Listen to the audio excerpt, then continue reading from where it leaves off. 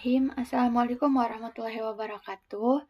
Kembali lagi bersama saya Asti Putri Galih di tutorial 14. Tutorial 14 kali ini adalah salah satu teknik paling fundamental dalam efek visual modern, yaitu RTT atau render to texture. Nah, jika biasanya kita merender objek langsung ke layar, di tutorial ini kita melakukan dua tahap rendering. Tahap pertama, kita merender Susan ke dalam sebuah tekstur bayangan di memori. Tahap kedua, kita menempelkan tekstur tersebut ke sebuah bidang datar atau quad yang menutupi seluruh layar, lalu memberikan efek distorsi. Nah, outputnya kita akan melihat model Susan yang bergoyang-goyang atau terdistorsi seperti efek di bawah air, atau biasanya disebut efek wobbly, seperti itu. Nah, penjelasan yang pertama, kode pentingnya yaitu membuat frame butter object atau FBO. Beda lagi sama VBO, tapi ini FBO. Nah, kita ke baris 130. Nah, 140 ya, 148 sampai 150 ini. Nah, secara default OpenGL ini merender back buffer atau layar. Di sini kita membuat frame buffer yang baru.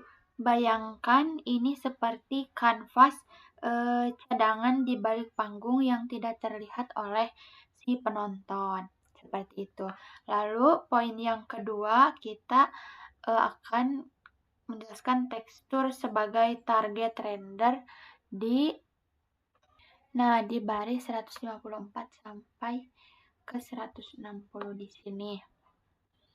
Nah, ini kita membuat tekstur kosong. Nah, perhatikan parameter terakhirnya adalah 0 atau kosong. Nah, di sini tekstur inilah yang akan menampung hasil gambar si Susan nantinya. Nah, di baris 186 ini menghubungkan tekstur kosong tadi ke frame buffer kita. Nah, sekarang apapun yang kita gambar ke FBO atau ke FBO akan tertulis di dalam tekstur ini. Nah, lalu yang ketiga ada proses rendering 2 tahap. Nah, di dalam while loop terjadi 2 proses penting. Nah, tahap 1 render Susan ke tekstur ada di sini di bin frame buffer sampai ke frame buffer name. Gambar Susan seperti biasa. Di sini menggambar Susan ke kanvas cadangan. Hasilnya belum muncul di layar monitor kita. Lalu tahap kedua, di baris ke 309 di sini. Nah, sekarang kita menggambar sebuah kotak raksasa atau quad yang memenuhi layar. Kita menggunakan hasil render Susan tadi sebagai tekstur untuk kotak ini. Nah, lalu yang terakhir ada efek pasca pemrosesan ada di baris 325 ini kita menggunakan shader wobbly tekstur fragrance shader. Shader ini memanipulasi koordinat UV berdasarkan waktu karena kita merender tekstur hasil Susan ke bidang datar.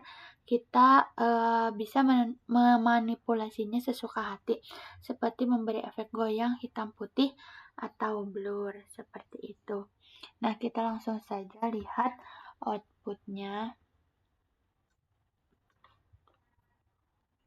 Properties ini sudah sama, di OK, lalu di rebuild saja. Kita tunggu sampai beres. Nah, ini sudah beres rebuildnya. Kita lihat ke local Windows debugger. Nah, seperti ini. Tuh bisa goyang-goyang.